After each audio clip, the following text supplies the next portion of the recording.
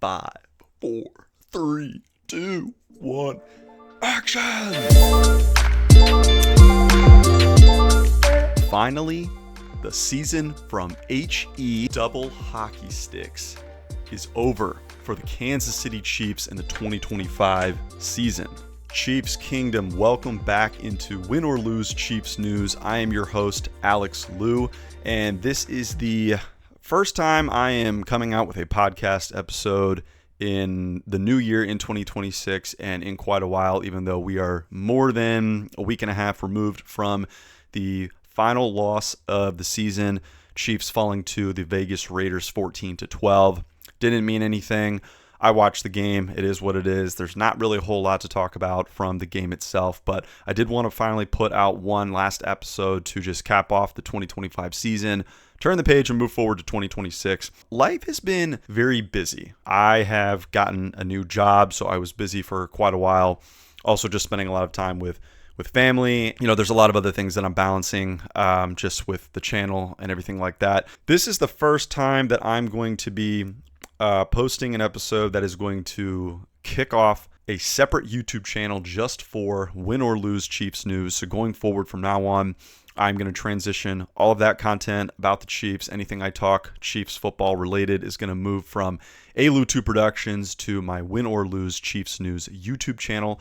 But I hope to expand to more than just a podcast. I also want to focus on other aspects of the Chiefs and my fandom, and also my family and I, our move later this year to Kansas City, and just in time for what the next 5 years holds in terms of us celebrating the end of Arrowhead's time as the Chiefs are looking to move to Kansas in 2031. That's just a little bit of housekeeping. Again, thank you for tuning back in. If you're watching this video, please check out all the other episodes that I came out with for this podcast for this past season. I also have a WordPress blog, Win or Lose Chiefs News, and that is my blog edition, so be sure to check that out. I will put a link down below this video in the description. Today is January 14th that I am recording this, so the season is well over. We have already wrapped up Wild Card Weekend in the NFL postseason. So the Chiefs season's over. They lost their last game. They lost their last 6 games to end the regular season. And after that 16-13 loss to the Chargers,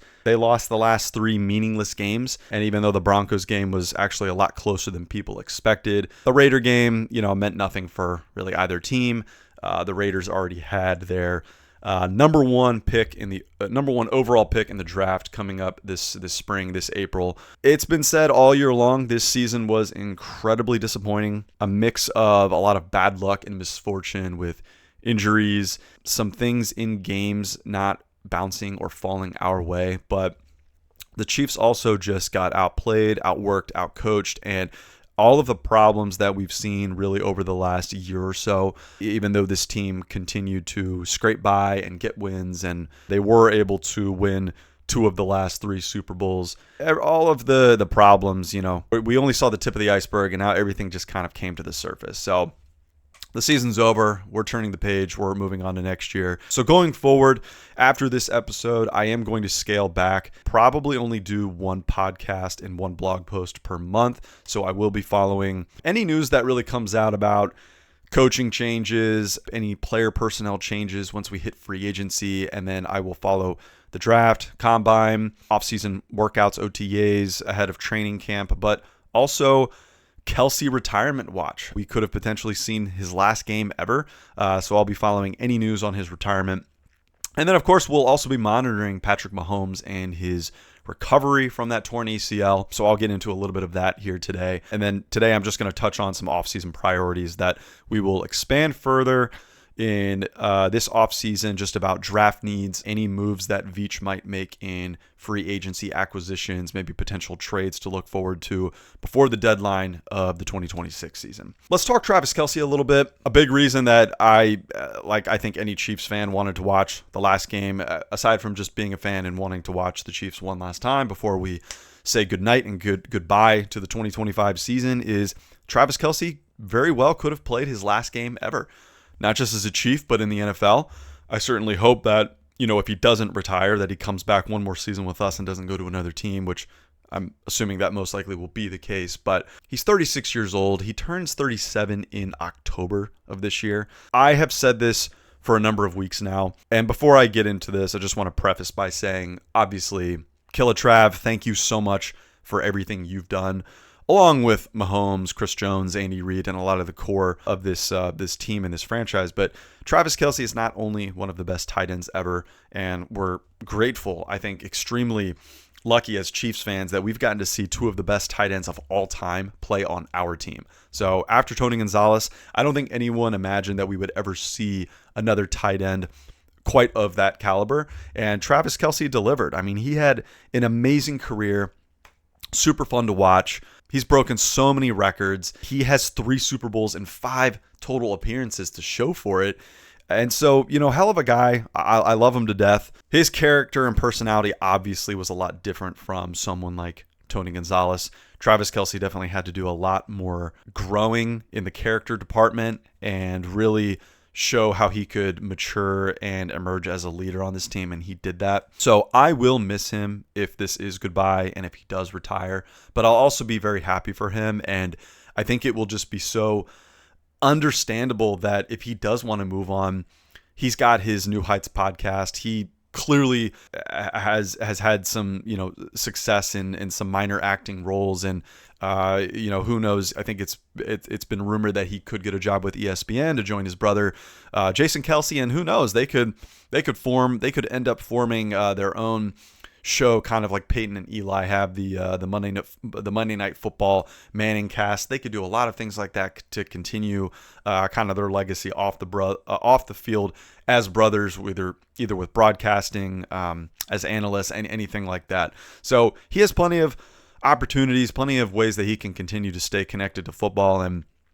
he's going to be busy this year with getting married to Taylor Swift. I don't even think that there's any kind of bittersweetness about this, because it is just, the season ended the way it did. The season went the way it did. I'm really glad and thankful that he even came back this year after the way the Super Bowl ended last season to the Eagles. If he retires, hats off to him. There won't be any regrets whatsoever. But on the flip side of this discussion, if he does end up returning, I won't be mad. I will be extremely happy to continue watching him for another season.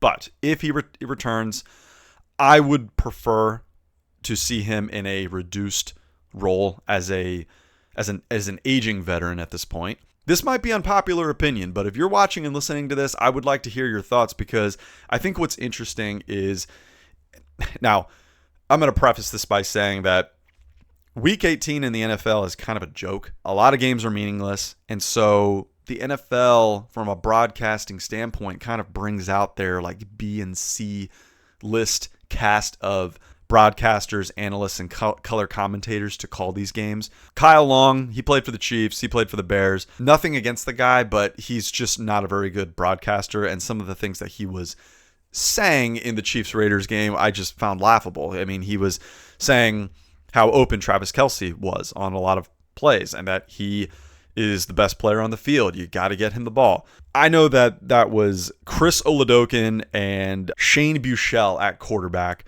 and a offensive line that the only starter that we had in that game was Creed Humphrey. In a meaningless game, it doesn't really matter about getting Kelce the ball, number one, first and foremost. I'm thankful Kelce didn't get hurt in any of these last 3 games that didn't mean anything, that we had nothing to play for. If he returns to the Chiefs next season, there needs to be an expectation that every game he's going to get way fewer targets. Like, I'm talking, I don't think it's realistic to expect that he gets targeted even 8 to 10 times. It's been said by some people that Kelce can still play at a high level. I think to a certain degree, yes, he can in some situations. I don't think that it's really worth seeing him try to run after the catch. He has still had issues with drops this season, and a couple of them, 2 in particular, were critical, very crucial drops that were not only drops, but they were tipped up drops that were then intercepted. So I don't want to see any of that. I don't want to see dropped passes. If it's a tough catch, whatever. But the easy 5-yard, short intermediate passes, catch the ball and just go down. We don't need to see Kelce be explosive or fast or elusive after the catch. We don't need to see yak. I don't really care about that. He needs to be a secondary safety blanket for Mahomes or whoever's playing quarterback to start next season. I've heard that Rashee Rice, really isn't even much of a wide receiver one, and I would agree. I don't think he really lived up to that this season after returning from suspension. He's probably more wide receiver two, and we need a true wide receiver one. Maybe you bring in another wide receiver one. You have Rice. Ideally, Worthy improves his route running and spatial awareness on the sidelines. Whoever we have as wide receiver, 4 or 5, and then Kelce, I think you've got to start mixing in some of these other tight ends. Noah Gray didn't have a particularly great year, but whether it's Noah Gray, Jared Wiley, or some other tight end that we bring in, because I just don't know if Robert Tunyon's going to come back, but I just think that Kelce needs to be resting a little bit more. There almost needs to be some deliberate load management with Kelce and how many snaps he's playing. Save him for certain situations. He doesn't need to play every down, but Kelce also he doesn't need to do more than what's necessary. Pick up a few yards here and there. Go down. Don't risk fumbling the ball, getting hurt. Just catch the ball and blocking too. I know Kelce can block, but there's a lot of blocks that he just seems to miss or not really try as hard on, kind of give up on some. And so I would like to see him improve in that area, be a veteran presence that can really help the O-line, especially since they had a lot of struggles with protecting in the pass and developing a running game.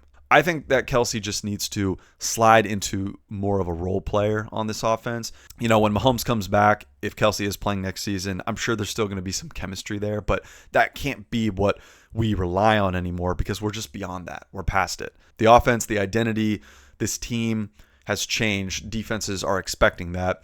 Can Kelce still move and make some plays? Sure, but every year you're getting older, you're getting slower. I think there just needs to be that expectation that we're not going to see those kinds of things out of Kelce. But certainly in the red zone, yeah, he can definitely draw some attention and be someone that you still can't forget about. He needs to be more reliable than anything. I think that is most important. Patrick Mahomes and his injury, obviously he's recovering from that torn ACL. And the big uncertainty is whether he's even going to be back for week 1. Because there's been a lot of medical expertise shared, kind of these suggested thoughts from medical and sports medicine professionals in the field who deal a lot with athletes. There is, some uncertainty and concern over whether, even if he is back for week 1 or if he misses a few games, a handful, several, whatever it is, he might not feel fully confident in that recovered knee until 2027, taking away mobility, taking away confidence to do certain things on the field. Because the last thing I want to see is Mahomes get re-injured, aggravate, or make something worse. And I also don't want to see him come back too soon. If we need to kind of limit our expectations, set the bar a little bit lower for 2026, and really look for 2027 to fully come back healthy, and at that point, if it's just well beyond Kelce's time, I'm actually okay with that. I would rather see us play the long game and try to win at least a couple to a few more Super Bowls with Mahomes than try to rush Mahomes back and have him potentially get hurt even more and make things worse and potentially really impact his career from a longevity standpoint if we rush things too quickly here. And I think that kind of goes hand in hand with Kelce too. If Mahomes is not going to be back until the second half of the season and we don't have a whole lot of confidence that we're going to make it worth his while in terms of Kelce, I just don't know if it's really worth having Kelce come back if Mahomes isn't going to be available for a good portion of the season. And if we're not going to have a chance to get redemption on the year that we just had and actually compete and make a playoff run, I don't know how worth it is to not only rush Mahomes back, no matter how well he's doing or on schedule, or even have Kelce come back have Kelce come back for another year and not retire. So we'll just have to see kind of how things go. And I know Kelce's probably planning to make his decision sooner rather than later, probably between February and March at the latest, I think, as the Chiefs are really preparing for the draft. Maybe early April, super late at the latest. I need to look up and see when the draft is, but many Chiefs fans out there can surely be on board with, bring Kelce back for another year, farewell tour. But if it's just not going to be worth worth it for him or Mahomes or this team to utilize him and have Mahomes available at his best capacity and have us legitimately compete and contend for a playoff run and ideally a Super Bowl. I don't know how worth it is for really either of those expectations to be, yeah, Kelce comes back for one more year, help us try to get back to a Super Bowl. How many games is Mahomes going to be available for? So we'll have to see. Offseason priorities, I would say first and foremost, I used to be a little bit more pro, let's go O-lineman, but I actually have agreed a little bit more with what I've heard from some other Chiefs podcasters out there that, the offensive line actually wasn't horrible this year. It kind of felt like that, but I think when you look at how banged up and injured guys got eventually, other than that, I think Josh Simmons actually had a pretty good rookie year. Trey Smith and Creed Humphrey are obvious locks. I think it's fair to assume we all pretty much want to see and are expecting Juwan Taylor to walk and not be re-signed. And while I think Caliendo needs to go as well. I'm not really that sold on Sua Mata'ia. I actually liked what I saw from Esapole in 1 to 2 games so far this season, so maybe he gets a shot. I think with the O-line, I think if we go second or third round and try to get someone who can be that fifth guy, or in free agency we acquire someone to shore up the O-line, we probably only need 1 to 2 more linemen to really solidify the starting 5. So defensively, even though the defense also kept us in games this year, I think we need to draft pass rusher in the first round with the 9th pick, because Chris Jones needs help. He's getting older. Chris Jones did a little bit more than Karlaftis this year, but Karlaftis really only had like one good, decent game. So I think you go pass rusher first. The secondary needs help. They can't cover forever. I think on the flip side, you need a running back because Kareem Hunt's getting older. Pacheco, ever since injury, he's just having a really tough time with vision and finding the gaps, finding the holes, not avoiding running into Trey Smith's butt. So I think you go running back, and then we go O-lineman, and then I think one thing that I've liked reading about draft needs for the Chiefs is go bigger at wide receiver. I think we need a true wide receiver 1, and we need someone who's bigger bodied, more physical, and able to high point some of these balls, because I think that's something that we're missing. We've gone so heavy on speed, but I think we need a little bit more muscle and aggressiveness in the wide receiver room. Someone a lot more physical and who can really bully some of these defensive backs. Offensive coordinator. Yeah, I think most of us in Chiefs Kingdom, I think we support this idea of moving on from Matt Nagy. Yes, the offense has declined ever since he came back and has taken over. We've regressed. I would like to see Kliff Kingsbury be hired as the offensive coordinator, reunite him with Mahomes. I would like to see what that kind of chemistry looks like. I've actually liked the style of play calling and offensive scheme overall that Kliff Kingsbury has implemented at Arizona and with Washington, the way he worked with Jaden Daniels. If it's possible to bring back someone like Bieniemy, I say, maybe we revert back to old times, but I think it's also been said that it's probably best that we try to get someone new in the building, fresh ideas, be a little bit more creative and innovative. And I think first and foremost, we need to get to the running game, take pressure off Mahomes, simplify the offense a little bit, and kind of get back to some of the basics. In Veach we trust, but he's got some serious work to do this offseason, and we've really got to try to nail some of our draft picks, because some of the draft picks in recent years just have not hit. So hopefully Veach can rework, retool, and start kind of rebuilding some of the pieces that we're missing for this team overall. So outside of all of that, it has been kind of a very transitional feeling type of period recently. We got the news that the Chiefs are going to be moving to a new stadium with a retractable roof, able to be a domed building on the Kansas side of the border in the 2031 season.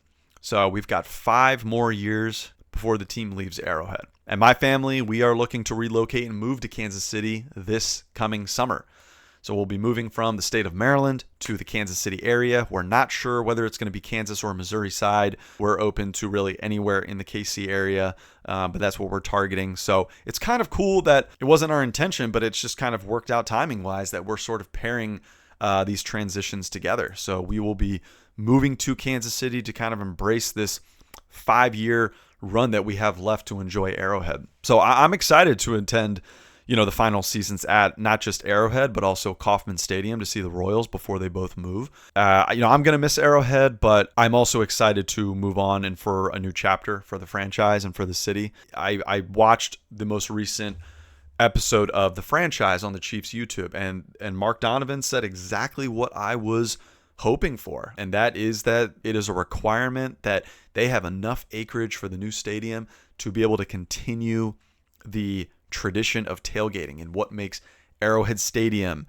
so special and unique and a real fan experience. And we're still going to have the loudest fans. I have a feeling they are going to architect and construct this new stadium to be somewhat similar to Arrowhead in terms of things like acoustics and just the design being able to channel and funnel sound in a way where it feels like for opposing teams that Chiefs fans are just right on top of you, screaming so loud that you can barely hear. So I imagine it's going to be a bigger stadium, seat more than, I think Arrowhead currently seats like 79, 80,000 people. I'm excited. It's going to be sad to watch Arrowhead be torn down one day, but I think as one of the oldest stadiums, this was going to have to happen eventually.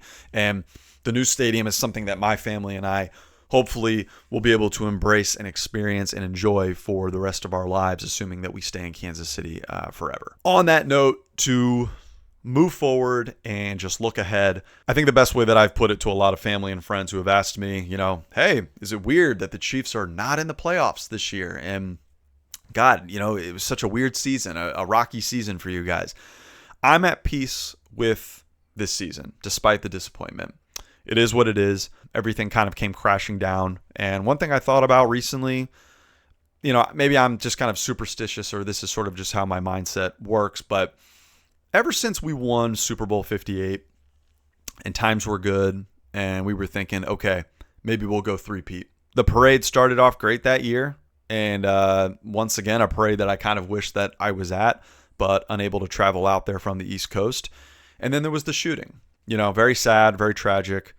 And since that shooting last season, it was an incredible year record-wise, 15-2, but there were a lot of ups and downs, us barely squeaking by winning games, people calling us frauds, saying we weren't really that good.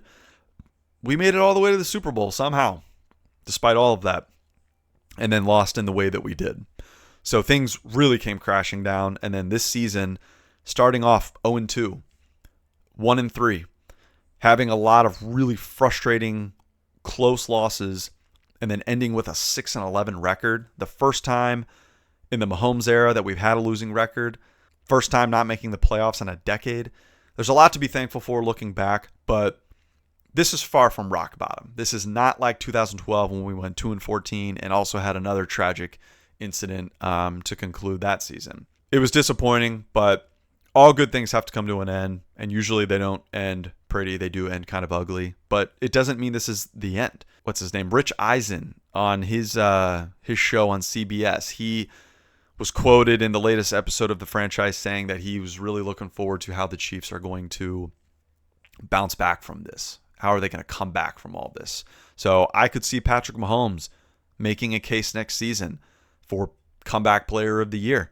I'm confident the Chiefs will be back. I think this was kind of like the Patriots. This was sort of like the first half of our dynastic run, and maybe we'll go another 10 years in Mahomes' career and we'll have another stretch where things will get better. That's my mindset, just to stay hopeful and optimistic. For the rest of the postseason, if I'm being honest, I have a good friend who lives around here who is a diehard Bills fan, born and raised in Buffalo, New York.